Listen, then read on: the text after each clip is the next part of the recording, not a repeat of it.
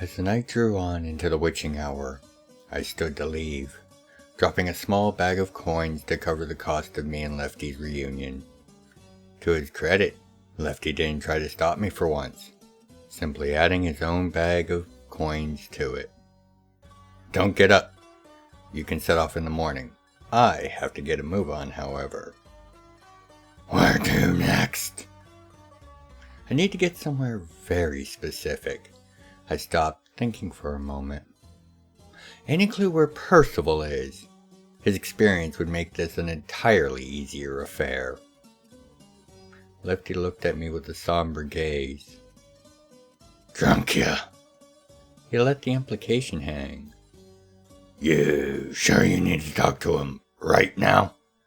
Could you give him, say, a week, maybe 3?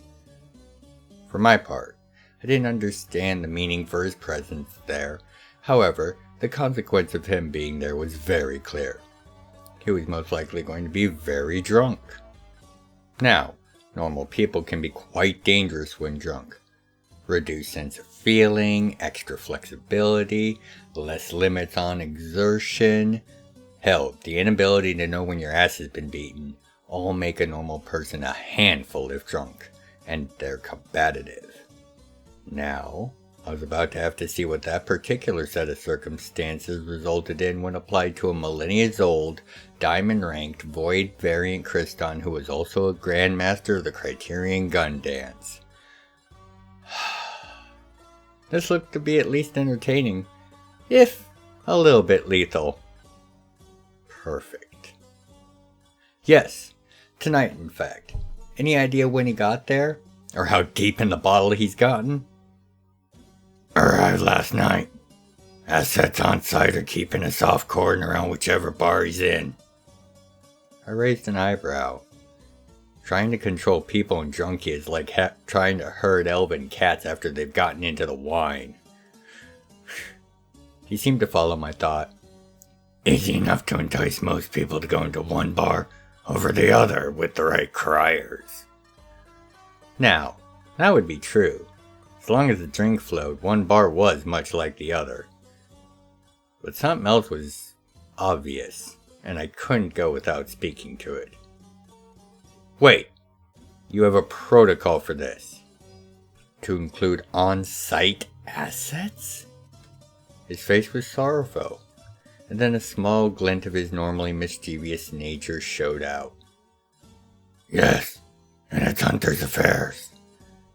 He waved off the follow-up. Go, and you'll most likely learn why. Fear not for the collateral. It's Drunkia after all. You'll know what can't be touched. Even if you don't now, I'm sure you'll be able to tell.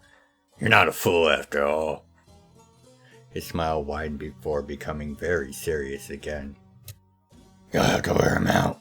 He only drinks the hardest of the shit when he goes there. Word is he has a custom vintage crafted only for himself in order to be able to get so drunk in the first place. Knowing Chris Liquor, he'll be overcharged and angry as well. All of that made an unfortunate amount of sense. I nodded and made to leave. Best to get this over with. I'll see you at the waypoint, Lefty. Be careful. One message for the world tag. Have fun! Fun?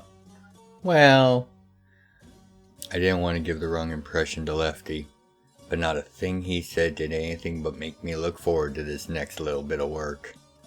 I hadn't had a proper scrap in way too long. And a bar fight with a drunken assassin of near peerless ability. Yeah, that should about count as a proper scrap. By the 904, welcome back to the library, where we are going to take a look at one of the more rambunctious and laid-back locales of the home realm, that of Drunkia. As always, my perceptive patrons, this is just an overview of this humorous, yet dark, city. Often maligned, as something to be avoided or passed through at a rapid pace. To the vast majority of the realms that know of it, it is a den of vile inequity, and home to those who could find no other place in the realms that will welcome them. To those who know better, it is a place of sorrows drowned and old wounds healed by flows of alcohol and other intoxicants, with the company of those so too afflicted with the scars of war and a life of conflict, no matter the flag or force that was once fought for. In short, it's a retirement community for old, retired warriors. The kind of retirement that takes into consideration that even the least of these residents would be considered the most dangerous or capable individual in the vast majority of the cities and towns of the realms. Most are veterans of dozens of campaigns, many are ageless or enjoy an extended lifespan, and few of them have any real chance of reintegrating with non-military or non-adventuring life with any degree of success or comfort. More rarely, but still with regularity, hunters or other adventurers will choose to spend their last years here as well, with the horrors of their life making them unfit as the rest to be anywhere but surrounded of those with similar mettle, thus giving the outer appearance of a mass of generally drunk, belligerent, and prone to brawl miscreants and has-beens, while few realize that while there are almost always brawls going at almost any time between high noon and sunrise the next morning, and to observers all the combatants are on more or less relatively even ground, that being what appears to be sloppy but powerful fighters, but rarely anything eye-catching the most.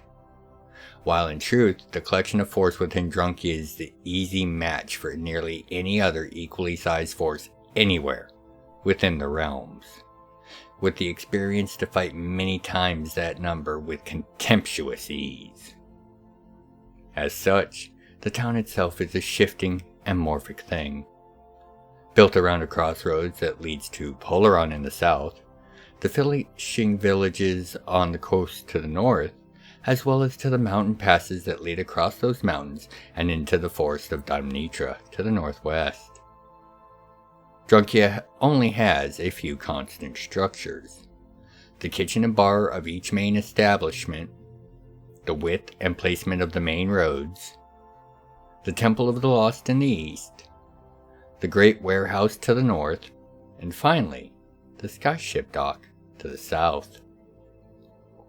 The last is normally safe from any undue damage because of the distance from town it is, as it also is generally used as a temporary storage and transfer site for cargo on its trip from Polaron or to Polaron, from Tranus or the caravans that ply their way across the plains south of Damnitra's forests. Beyond these few fixed points, each building undergoes violent deconstruction on average no less than once a month, more likely once or more a week, as the patrons drink and brawl to shanties and tales of old. The cores of each of these establishments are built of extraordinarily strong and resilient materials, often enchanted to protect the vital brews and food of the bar and kitchen, as well as its staff. Also, an office for the owner to conduct business and to keep the cash needed to run things is held within. A few beams or other base points for the structure may extend out from this core to aid in the inevitable reconstruction that will no doubt occur, but beyond that, each building is destroyed regularly down to this core and skeleton. Those that are regular visitors to the library may suspect at this point that the rebuilding that I've described must happen if this town is to survive as it does for more than a few days, would be of the snapping of fingers magical it's back variety. For a few, this is true, but for the overall most part, the rebuilding is done the old-fashioned way: hammers and nails, saws, and paintbrushes. The residents will spend the mornings and early afternoons each day rebuilding the remnants of their last night's revelry and fun, being paid by the owners of the core establishments to do so, and then turn around and spend their pay the following night in another cycle of revelry. This cycle of destruction as therapy and construction as a hobby has seen Drunkia become an ever-shifting sprawl of drunken merriment and song, day or night, for many, many ages. Even while they brawl, most seem to take joy in the ability to cut loose, if even just a bit, while proving they are more than just destruction by their next day's efforts. There is no real political or governmental system in place in Drunkia. No police or security forces patrolling the town. However, beyond basic drunkenness and the brawling that is so prevalent, the town has very little in the way of violent crime, thefts, or things like rape and murder. This is almost wholly to do that 90% or more of the folks in this town are professional soldiers, and the discipline and general code of conduct that tends to bring along with it is the only structure many of these people have left. Thus, universally acknowledged crimes are all but absent from the town, as their perpetrators tend to be the rare people that don't get raised after a fatal accident happens to occur. Of the structures we mentioned earlier, the warehouse is of particular note, being the main distribution hub for much of the better brews and other intoxicants that the residents of Drunkia so eagerly consume. An outlet and wholesaler for the production group simply known as The Farm, this large building is where the barkeep get the bulk of their drinking wares and product. Foodstuffs, however, are delivered via the skyship dock, or by small groups of locals bringing in locally sourced game during the day, as some warriors can't even build a fire to save their lives, but can hunt for their night's drinking money with practiced ease. The Temple of the Lost is a place built for all who seek divine solace or advice, or most likely, healing, with chambers for each god that is recognized by the Inter-Realm Council of Clerics, and staffed by the spirit of those deities' clerics. Whenever one would enter, there will always be someone there to tend to his spiritual and worldly concern, for no cost, even if that concern is just the need to heal, restore, or even resurrect an injured person from one of the brawls. The spirits of this staff that are at this place are of those are serving by choice, either to keep afoot in the mortal realms after their own passing, or to satisfy a divine decree, working off some shortcoming or misdeed to their god through charitable service.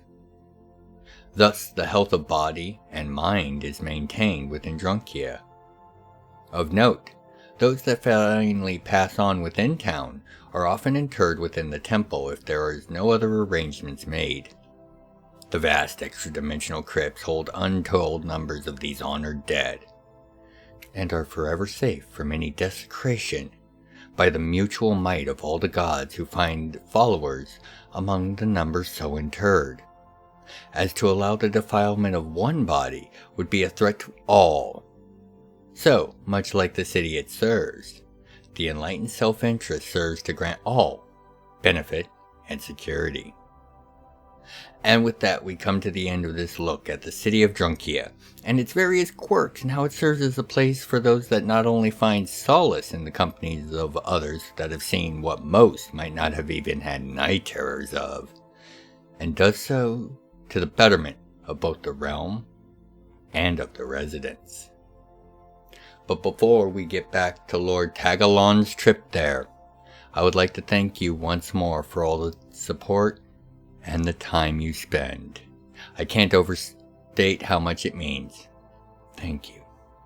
Now, until your next trip to the library and we meet once more, by the 9 and 4, be well, take care of yourselves and each other. Now let's get back to Lord Alon, shall we?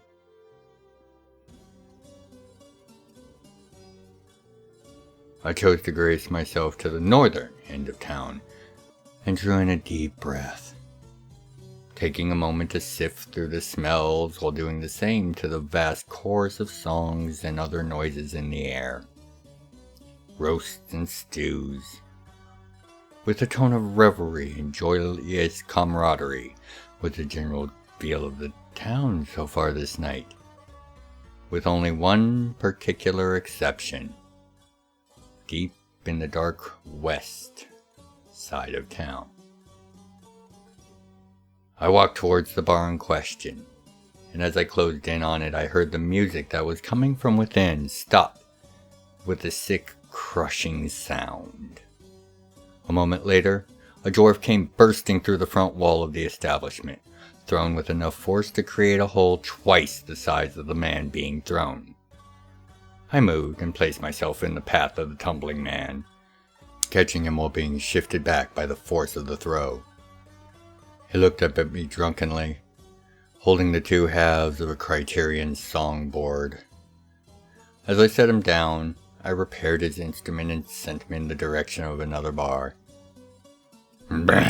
Thanks, Was about all he could manage.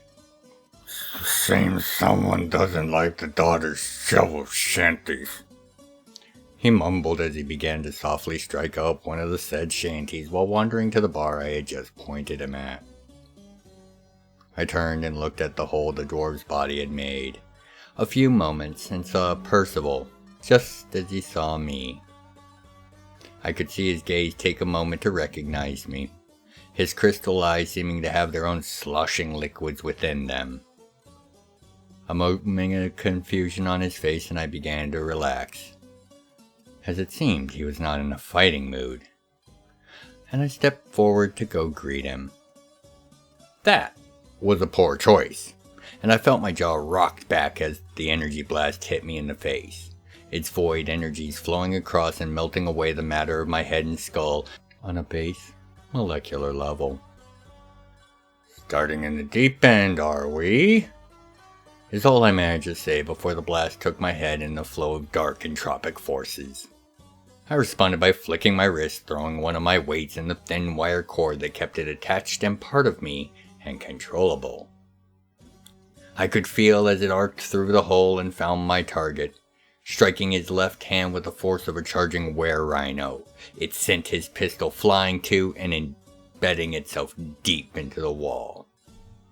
His retort was to snap off half a dozen shots with his right hand, and I felt them all hit at once at major points: shoulders, hips, base of my wings. And I chose right then to move things on a bit. This time, instead of rending the flesh and matter, the blast found no purchase on me, and instead flowed and rolled over my body, eventually dissipating in a soft, whining crackle, just as my head and face finished regenerating. Damn featherbrains! You can't even fucking die right! His voice was thick with venom and rage. I went to disarm his other hand, tossing a weighted wire his way, followed up by two more for good measure. Knowing what was coming, he chose just to toss the pistol at me like one might a hatchet before fading into a dark mist. Let's see if I can teach a dumb bard a new trick.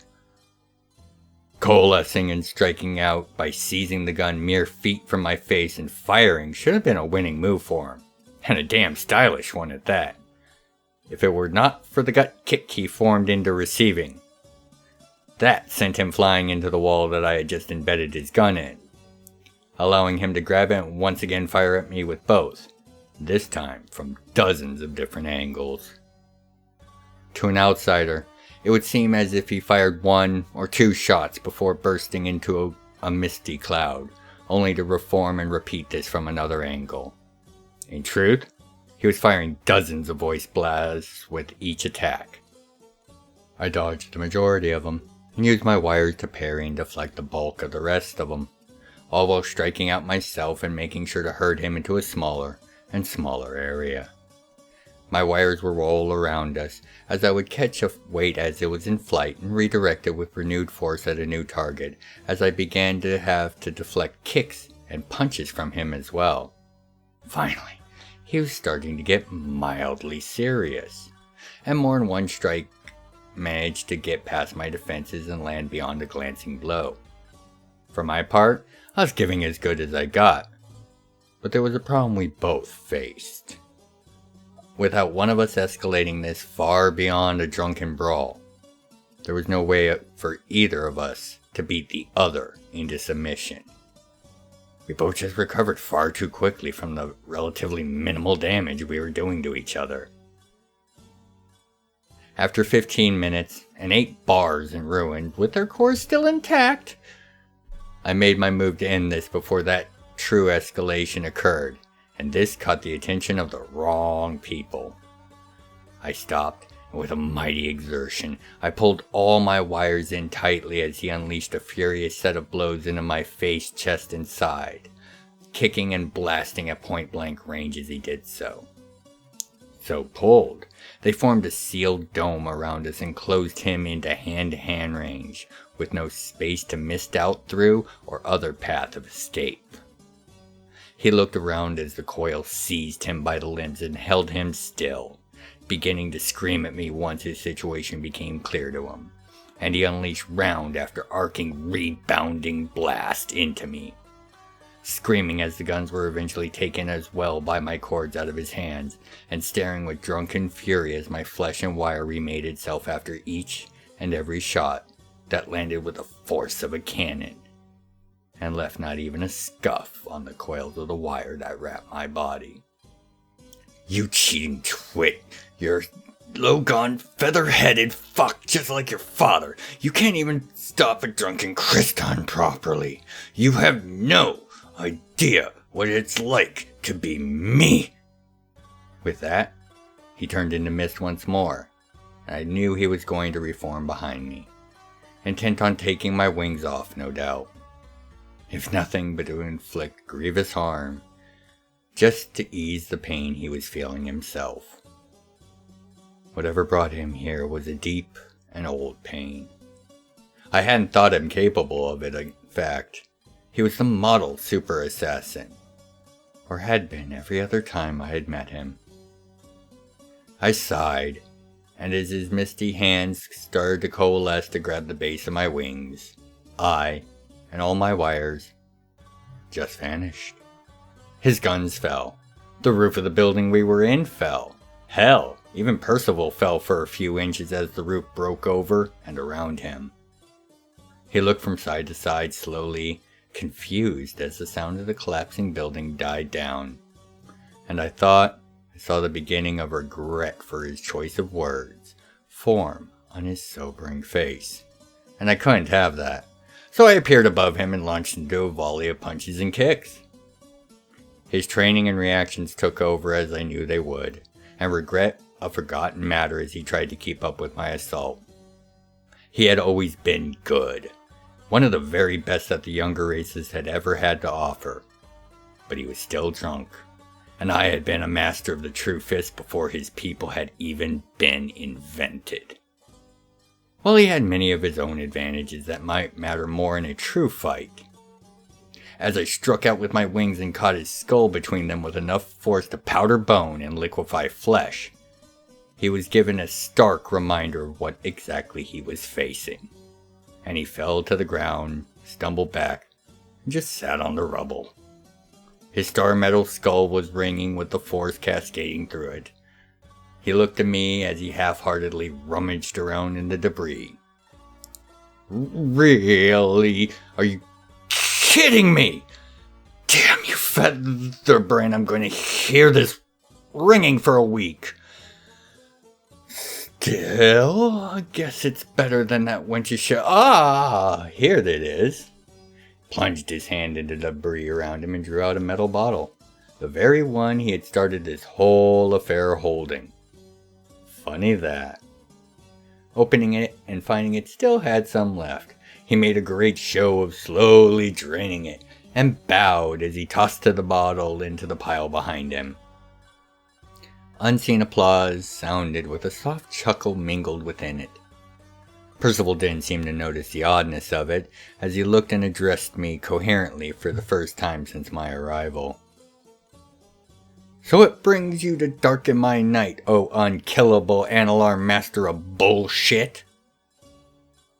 "I need your help with the job." I could see he was still on the edge between being interested and enraged at my intrusion, and I needed him to focus. I needed his skill. So, I whispered the next bit low, so low that only his enhanced hearing would pick it up at this distance. I need to get inside the Omnimind chamber, and do it unseen with no trace left behind. Any thought of resuming the fight vanished with a steel-edged look of contemplation and consideration. A long pause hung in the air before he responded. That's insane. But doable. Maybe. And you want it off the books, I assume. Of course. Why else would I have come to you? You're a pain in the skull, Tag. But damn it, I'm in. Let's get somewhere to talk about numbers and details. Big numbers. He stood, with his guns back in their holsters and made to follow me as I turned and began to walk away. In the morning, they'd find quite the haul of coins in the debris of the various bars. After all, it was the least I could do for not being able to keep the destruction down to a single bar. And it had been a most satisfying scrap, if a bit on the short side. Most satisfying indeed.